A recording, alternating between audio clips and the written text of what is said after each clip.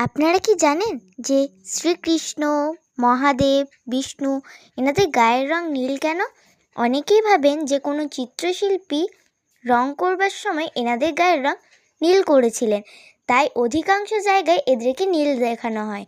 আবার এও অনেকে ভাবেন যে শ্রীকৃষ্ণ, মহাদেব, বিষ্ণু এনারা জন্ম থেকেই নীল রঙের দেখতে বলে এদেরকে নীল রঙের দেখায়। কিন্তু ইউনিভার্স অন্য কিছুই বলে। আপনারা লক্ষ্য করে থাকবেন যে আকাশের রঙও নীল, কিন্তু আকাশের কোনো অন্ত নেই। ঠিক তেমনই সমুদ্রের রঙও নীল, সমুদ্রেরও কোনো অন্ত নেই। নীল কথার অর্থই হচ্ছে কোনো কিছুর না অন্ত থাকা।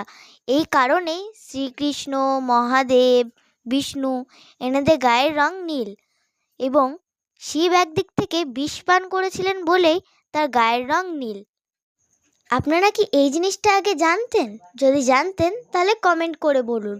আর আমার এই ছোট্ট চ্যানেলটাকে লাইক আর সাবস্ক্রাইব করে যান। আজকের জন্য টাটা, পরের ভিডিওর জন্য রেডি থাকুন।